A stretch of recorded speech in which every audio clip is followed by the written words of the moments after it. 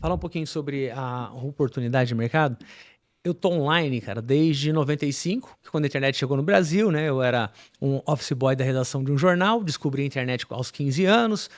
A galera não queria estudar a internet. Ah, deixa a internet com a molecada. O que falaram ali já é moda. Essa coisa de internet não vai pegar, é moda. Cara, eu ouvi isso em 95, eu tava lá.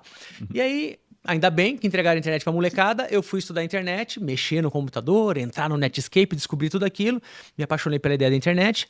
Logo aprendi a programar sites. Não tinha curso na época, porque existiam sites e não tinha, cara, não tinha. Era que nem IA no começo, agora tem, mas não tinha. E fui aprendendo meio que autodidata. Aprendi a programar HTML, depois aprendi a programar Flash, aqueles sites que piscavam um monte de coisa. Depois saíram sites de arrasta e solta, foi um alívio, né? Não preciso mais programar, porque agora tá tudo ali.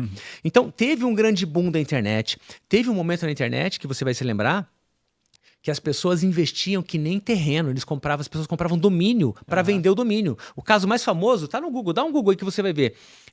O caso do domínio pizza.com. O cara comprou, acho que ele pagou por 10 anos, ele pagou $10 por 10 anos, alguma coisa muito pouca assim, e ele vendeu esse domínio, se eu não me engano, por $5 milhões, o domínio pizza.com. Por quê? É um terreno, ninguém mais tem, só ele. Exato. Então eu vi o boom da internet, depois isso caiu.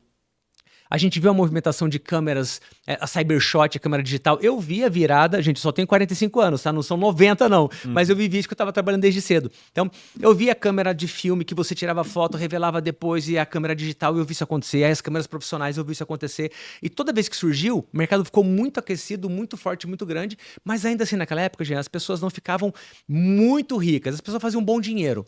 Com o digital, a gente vê pessoas, entre aspas, comuns, que são bons profissionais, criando um livro, criando um e-book, criando um método, indo para o online, gravando vídeos e pessoas ficando ricas, milionárias. Isso não é uma promessa, a gente não somos esses caras, tá?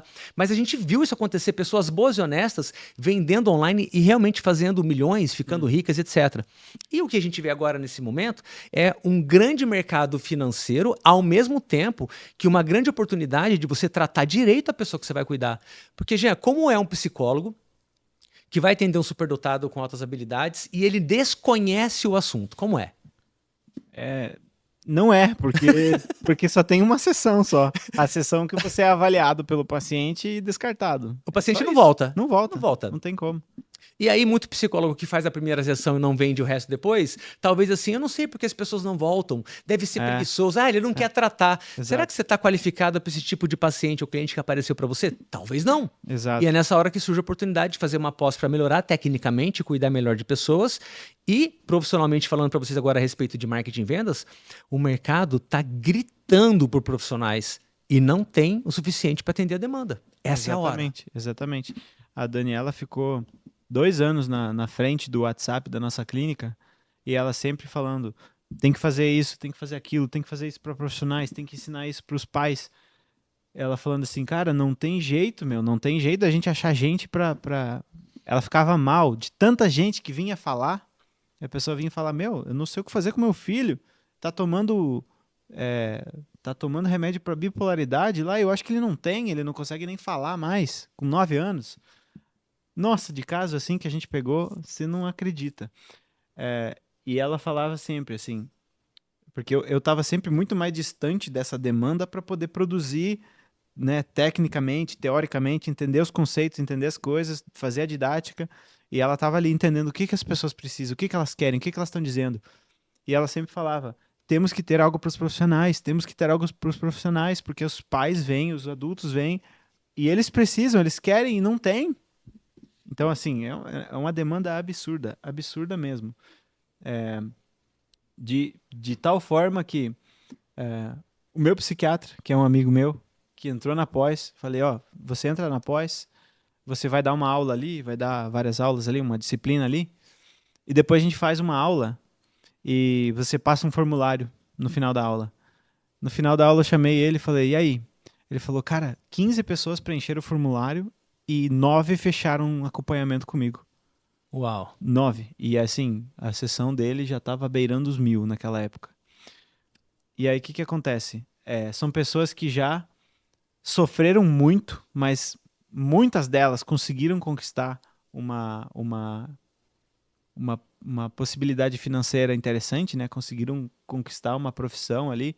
assim, sofrendo muito por não saber da questão da criatividade que elas têm, da inteligência, mas uma boa parcela dessas pessoas ganha muito bem e, assim, eles pagariam muito bem para você resolver de fato o problema que eles têm. Só que ninguém resolve. Se esse trecho tá legal, imagine o episódio completo. Ó, o link para você assistir na íntegra tá aqui na descrição do vídeo. Aproveite, se inscreva no canal, ative as notificações para receber todos os avisos aqui do meu canal no YouTube. E deixa o teu like. Dá um trabalhão fazer um episódio com essa qualidade e isso tudo é para você, sem custo nenhum. Então, se inscreva, ative as notificações e deixa o seu like aqui no canal. Sabe? Ninguém resolve. Ninguém dá o diagnóstico correto. Ninguém dá o medicamento correto. Ninguém trata emocionalmente correto, ninguém trata comportamentalmente correto, ninguém orienta nas relações, no ambiente dele corretamente. E aí esse cara fala, meu, o que eu vou fazer? Vou pegar essa capacidade financeira que eu teria para resolver meu problema, vou gastar em bebida, vou comprar coisas para tentar suprir as necessidades emocionais que eu tenho, vou tentar viajar, sei lá, vai direcionar para alguma outra direção que não vai resolver. Então, assim, eu tive algumas experiências assim bem interessantes. Teve um terapeuta também que deu aula na nossa pós, que não era psicólogo. E em poucos meses, assim, ele quadruplicou o valor da sessão dele. Pouquinhos meses.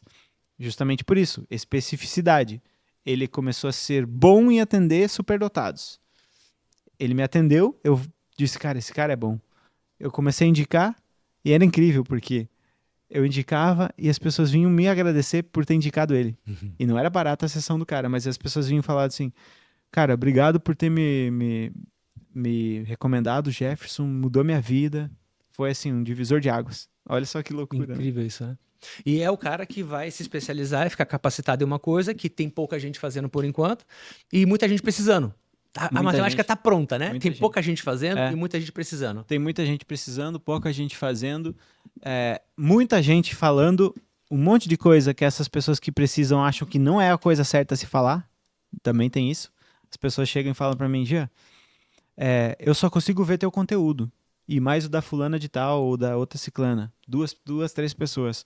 Porque o resto, cara, eles ficam falando que você tem facilidade em tudo, ou que você tem que ir bem na escola. Cara, não é isso que é a minha vida, não tem nada a ver. O que você está descrevendo bate muito mais.